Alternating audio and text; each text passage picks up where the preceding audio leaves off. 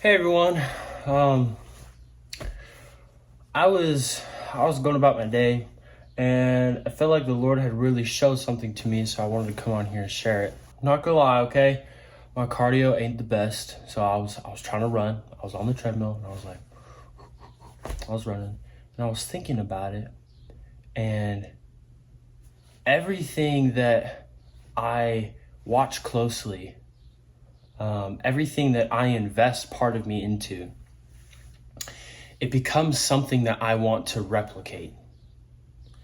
And I think part of that is because in Genesis, when God says, "Let us make mankind in our image," as both man and woman, we're made as these image bearers of Jesus Christ. And so it's in our human nature to want to imitate something. You hear Paul say, "Imitate me as I follow Christ." You know, people who listen to music more than just for a background noise, but people who are intentional about listening to it and studying it, they end up writing their own pieces because they follow it so closely. They invest part of themselves into it, and so they want to replicate it naturally.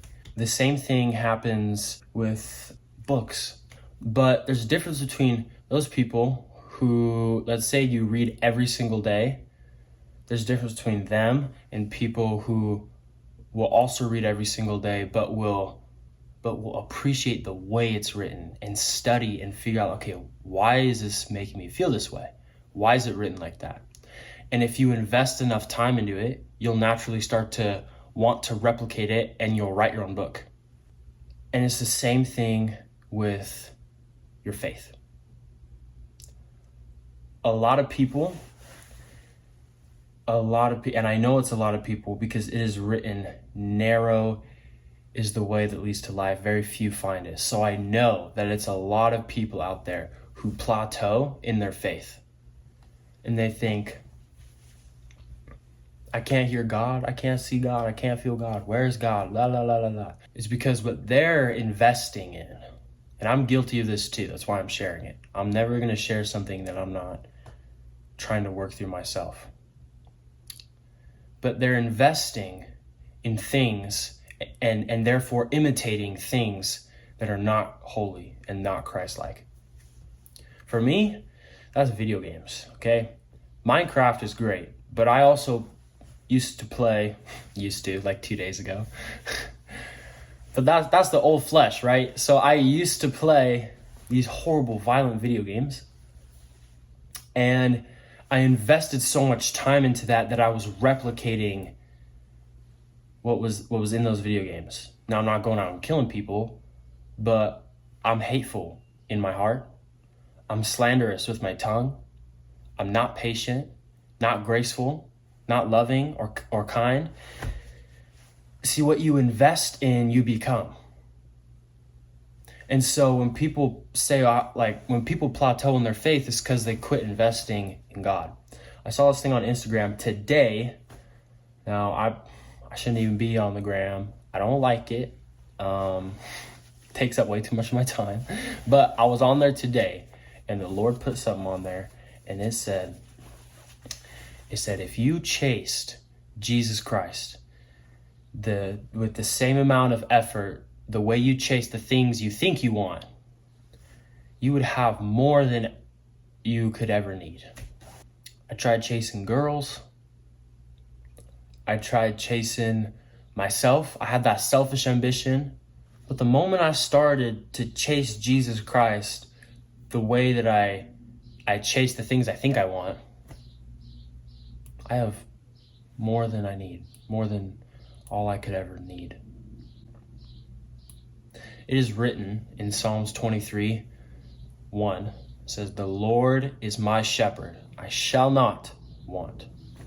Shall not be in a state of wanting, because he is all that I need. It's tempting though, because people start to want out of abundance, from my experience. When I have all that I need, it's tempting to want things that I don't need because I'm in abundance. But it is written The Lord is my shepherd. I shall not want. I shall not want. You've heard it said that you are the sum of the 5 people you hang around the most.